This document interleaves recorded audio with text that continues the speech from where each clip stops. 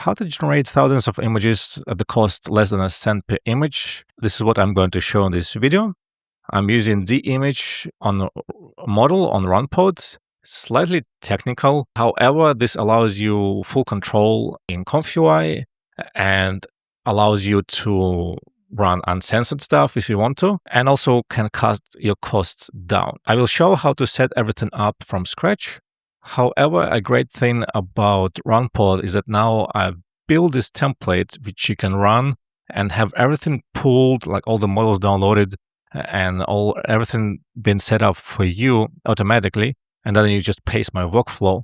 So you can save quite a bit of time and run it out of the box without installing anything and be cost effective here. So that template is available on my Patreon, but I will also show how to set up everything on your own and even pull my own custom node from GitHub to make it work on RunPod.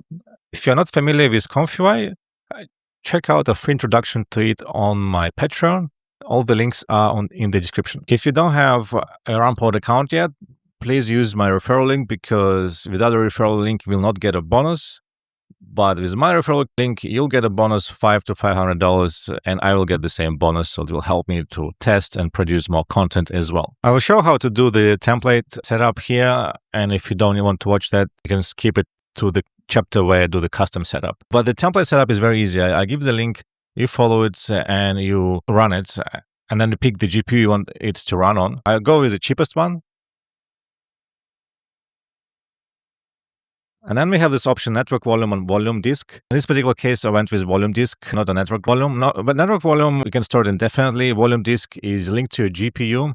And you can pay for the GPU pod to about 1 cent an hour for the storage. So it kind of adds up over time pretty quickly. And also the GPU pod is linked to one particular GPU. So it's you cannot switch GPUs there. I prefer usually to use network drives, because then I download all the models and run, and I have that indefinitely. And it takes a while to download all the models. It took me about 15 minutes, and it's running my startup script. So my startup script is pulling all the models from Hugging Face, my custom nodes from my GitHub. It's all getting installed, and does take a little while. So here you can see initializing. It says initializing. It means it's still downloading all that stuff. And you can see here in the logs, you can check the process of downloading, but really it's a bit time consuming. 15 minutes to set it all up. So I do recommend to use network drive and attach the GPU to that network drive. Once it's done, we go back to connect, and I click on Conf. It will take another minute to load, and you will get a blank ComfyUI. So you don't have the workflow here. The workflow is on my Patreon. You just have to drag and drop it here. Once you drag and drop it, you will have the whole setup instantly installed. Everything is pulled here. We have got all the models, we got all the custom nodes, and you see the custom nodes is a prompt cycler. There's a really big list of prompts that I'm running, like 500 prompts, one per line. I have nodes here on every node, what they do, what you want to change if you want to change, or what you don't want to touch at all. Mostly we don't want to touch anything except for image resolution and for the prompts themselves. The troubleshooting I did fine. Sometimes I click on run when I have fresh ComfyUI there and it doesn't run. I have to click cancel and run again. And sometimes I have to go back to pod and relaunch ComfyUI. So this is a little thing you have to do sometimes on a fresh pod. I guess that's just a glitch. The first image got done about 2 or 3 minutes because I had to load up all the models. And every other image will take about 20 seconds on this particular GPU. If you want to run it at 5090, it will take 2 seconds per image on a good quality to generate one. And then it can become, if you want to do hundreds and thousands of images, it becomes quite cost effective because you can generate a lot in an hour or two. I'm inside RunPod. And I do want to create a network storage. I'll go to storage, click on new network volume. I already have one. And I will pick the server that has most amount of GPU. So it's usually Euro 1, and I will go and set it to 50. So I'm creating this network storage just because it will store your models, and we will not have to re-download them every time, and will store your information. And here I can put something like the image test storage. So then I go create network volume. I pick this guy and I say configure pod with volume. So here I click on that, and now I can look for GPUs to mount my network drive to. I can see here I can always change to different storage drives if I'm running different models and I want them to be compartmentalized. I can do it there. I have a fair amount of GPUs. People lately been complaining a lot about unavailability of GPUs, and it is true. Some days it can be very low, which is quite annoying, but they've been working on that, buying new GPUs and RunPod. So I can see already I can see some improvement. Usually when you want to just set up your scene, you want to run it on the cheapest GPU possible. I'll go pick RTA 4500. And this is little configure deployment, and it's kind of a little bit tricky. And what I mean by that is that every time you deploy a new GPU, you have to choose the template. I'll go here, I'll go Z image, multi-gen. I usually put the name of the GPU I'm running, and I want to change the template. So since I'm starting from scratch, I want to go for official template, and I will go say ComfyUI. The ComfyUI Qt 13 is for newer Blackwell cards like 5090 and better. For Z image, we are running it on a cheaper GPUs because you don't really need 5090. I did run on 5090 as well. You can run a lot of images. You can create a lot of images on all the GPUs. Okay, so let me double check that everything is correct, and I will click deploy on demand. Now it will start initializing the pod.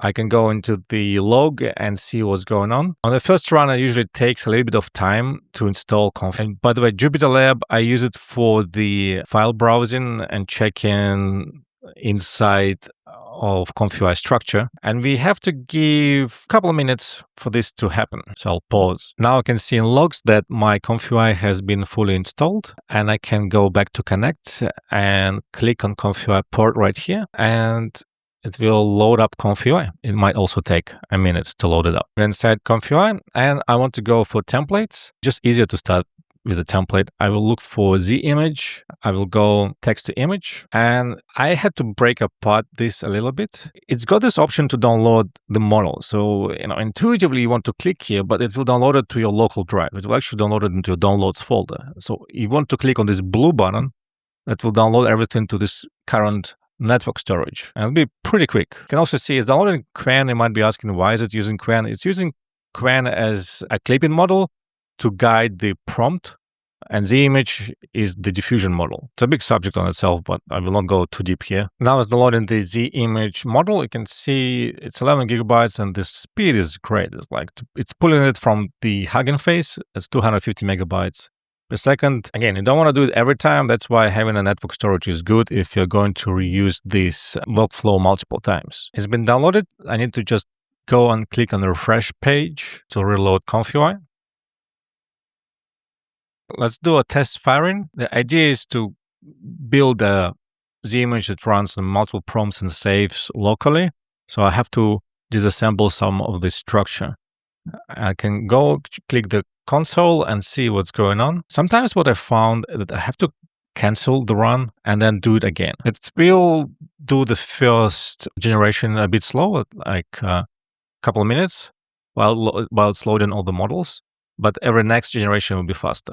All right, this image took us like 90 seconds, and the next one will be like 20 seconds on this particular GPU. If you're running 5090, which I did, it will be running at 2 seconds per image. Okay, let's go, and I will close this. I don't need that. Honestly, I want to remove all of that as well, just kind of clutter. And I will right-click, unpack the subgraph. I can double-click and go inside. However, I need to go from the outside.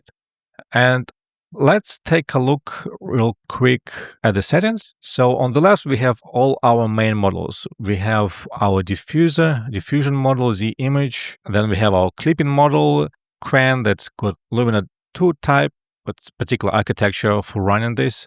And then we have a variational autoencoder to decode, encode images in the latent space or in the latent AI space. Then the clipping model goes into the prompt. The image can work with negative and positive prompts. However, in my template, I don't use negative prompts. I think it adheres to detailed prompts pretty well. So we don't really need negative unless you specifically want something, but in my practice, I found that I didn't need to do that. This is kind of prompt adherence. We basically don't want to touch it. It just stays there as a thing. In the case sampler as well, all these templates settings are good. We don't want to touch them. They will generate a decent image out of it.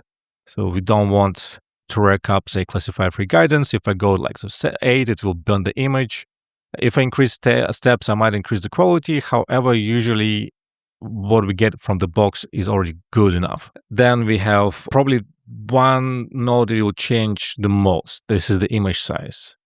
And you don't want to go more than 2K, basically. The image model was trained around 2K images. So if you want to do upscaling and such, you will need a different workflow to do upscale.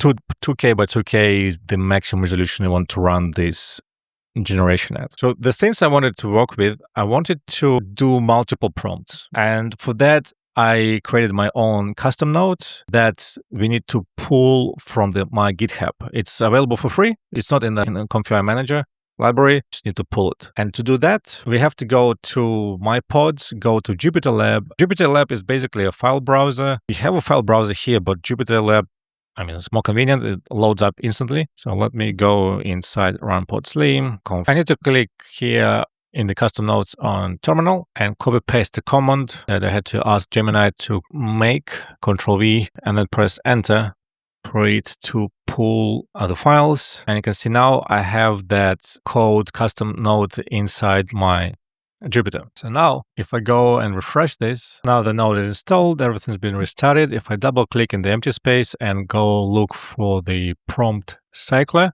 you can see this is my node right there. And I can drop it anywhere here. And I have a list of prompts there. Basically, you go to any LLM model, ChatGPT, Gemini, Claude, whatever, and ask them to produce you one line per prompt and with your particular idea there. In this case, it is some type of nature scene. And one line can be extremely long, right? So this line can be thousands of characters long. The way it cycles the prompts, it picks the first line for the first image, second line for the second image. You can have breaks in between like that, paragraphs in between. It doesn't hurt it. Then if you click false, it will reset the counter because sometimes I have like 500 lines and it's good to click there to reset for the new batch of prompts. And then I will go and I will just plug it right into the clip. So now it overrides the text, whatever it's written inside the clip text and code node. And that will run and create an image. The one thing that is good to consider is that the save image node is going to save it to your Jupyter drive in the output, which can be a bit annoying to retrieve without, if you don't build any automation there, which is also a bit tricky. The way you can see here, I went in the ComfyUI output and there is already an image there that's been generated. The way I deal with that is I'd rather have all these new images saved to my local drive. And for that, I use a local drive save node. And I need to go install it actually. So I'll go custom nodes manager, look for save local save node. Let's install it and we have to restart everything after that. Let's go restart. After restarting, I will double click in the space, go local save. And I cannot find it. Why is it not finding that? Okay, just save. I also needed to refresh the page. Now, if I type in local save image, we have this node and I just plug it in there. And when I run it, it will save both in the output on RunPod and on the local drive in the downloads folder. Make sure that you will get a pop-up if you're running multiple images that, you want to allow the website to download multiple images. This is how it usually works. And basically it's the whole setup to create a whole bunch of images, running them automatically. And if it's all set and you're able to run, you can generate thousands of images on very good cost basis. Also, it's a good exercise if you want to get into RunPod and just understand how it all works and ComfyUI as well. Because then it's images, it's okay. But what if you're doing videos? Though this is where RunPod will really shine. And I will be doing YouTube videos about that as well, and some setups where I want to run and turn those images into the moving picture. All right, guys. So all this is available on my Patreon if you don't want to run these GitHub pulls and all that stuff. and want a one-click setup, it's all there. Thank you all for watching, and see you all in the next video.